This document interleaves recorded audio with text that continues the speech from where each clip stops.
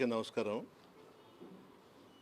మాజీ మంత్రివర్యులు, జిల్లా పార్టీ అధ్యక్షులు, నా సోదరుడు కాకాని గోవర్ధన్ రెడ్డి గారి మీద అక్రమ కేసులు బనాయించి ఏ విధంగా కక్ష సాధింపులకు పాల్పడుతున్నారో అందరూ చూస్తున్నారు.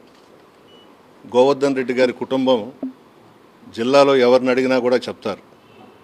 పెద్ద ఆయన దగ్గర నుంచి ప్రజల మధ్య ఉంటూ ప్రజల కోసం నిత్యం పోరాటాలు చేసే వ్యక్తి పెద్ద ఆయన. ఆయన కుటుంబంలో పుట్టినటువంటి ఆణిముత్యం గోవర్ధన్ రెడ్డి గారు ఈరోజు కావాలని ఏమీ చేయలేక కక్ష సాధింపుతో ఇటువంటి కేసులు బనాయించి అన్నని లోపల పెట్టించారు. ఇంతకన్నా ఏం చేయగలుగుతారు మీరు? ఈరోజు మీరు చేశారు.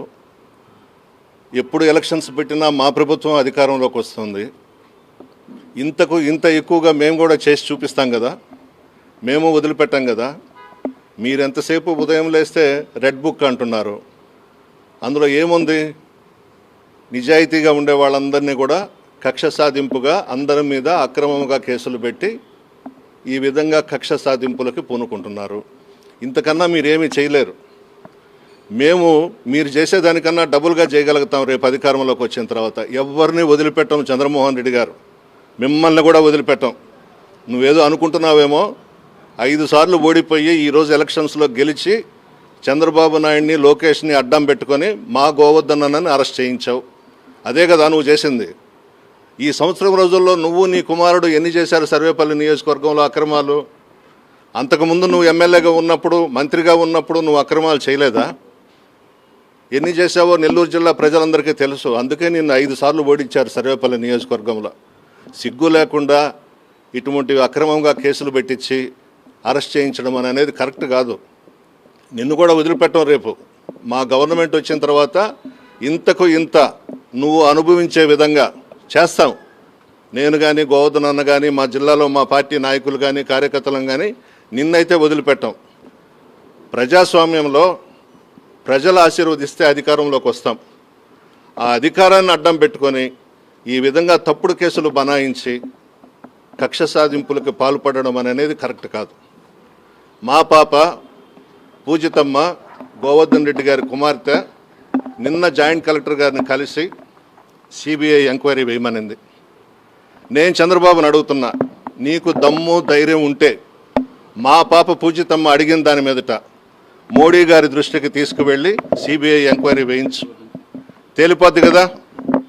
మా కుటుంబం ఏమీ తప్పు చేయలేదు కాబట్టే మా బిడ్డ బయటకు వచ్చి కలెక్టర్ దగ్గరికి వెళ్ళి సిబిఐ ఎంక్వైరీ కోరింది. ఇంతకన్నా ఇంకొకటి ఆలోచించాల్సిన అవసరం లేదు. నీకు దమ్ము ధైర్యం ఉంటే మోడీ గారితో చెప్పి సిబిఐ ఎంక్వైరీ వేయించు.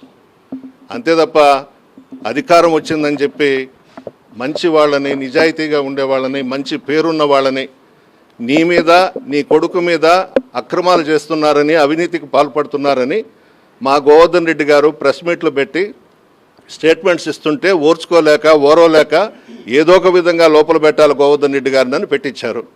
ఏం పీకుతారు మమ్మల్ని? ఏం చేయగలుగుతారు మీరు? చిత్తశుద్ధిగా, నిజాయితీగా బయటకు వస్తాడు మా గోవర్ధన్ అన్న. మీరు ఎన్ని రోజులైనా పెట్టండి, ఆణిముత్యంలాగా బయటకు వస్తాడు. కడిగిన ఆణిముత్యంలాగా బయటకు వస్తాడు. మంచి మనసున్న వ్యక్తి గోవర్ధన్ రెడ్డి గారు. చాలా మంచి మనసు ఉన్నటువంటి వ్యక్తి. అందరూ బాగుండాలని కోరుకునేటువంటి వ్యక్తి. జిల్లాలో పార్టీ బాగుండాలని కోరుకునేటువంటి వ్యక్తి. అటువంటి వ్యక్తిని తీసుకొని పోయి ఈరోజు కావాలని అక్రమ కేసులు పెట్టించి లోపలేయించారు. ఇంతకన్నా మీరు ఏమీ చేయలేరు. మంచి వ్యక్తి అయినా భగవంతుడు ఉన్నాడు. ఆ కుటుంబానికి భగవంతుని ఆశీర్వాదం ఉంది. మంచి మనసుతో బయటకు వస్తాడు. మిమ్మల్ని అయితే ఎవరిని వదిలిపెట్టాం. లోకేష్ని కానీ, చంద్రబాబుని కానీ, చంద్రమోహన్ రెడ్డిని కానీ ఎవరిని కూడా వదిలిపెట్టం. ఖచ్చితంగా జగన్మోహన్ రెడ్డి గారు ముఖ్యమంత్రి కావడం ఖాయం. రాబోయే రోజుల్లో మీరు ఎన్ని కష్టాలు పడతారో అన్ని లెక్కబెట్టి చేస్తామని చెప్పి హెచ్చరిస్తా ఉన్నాను.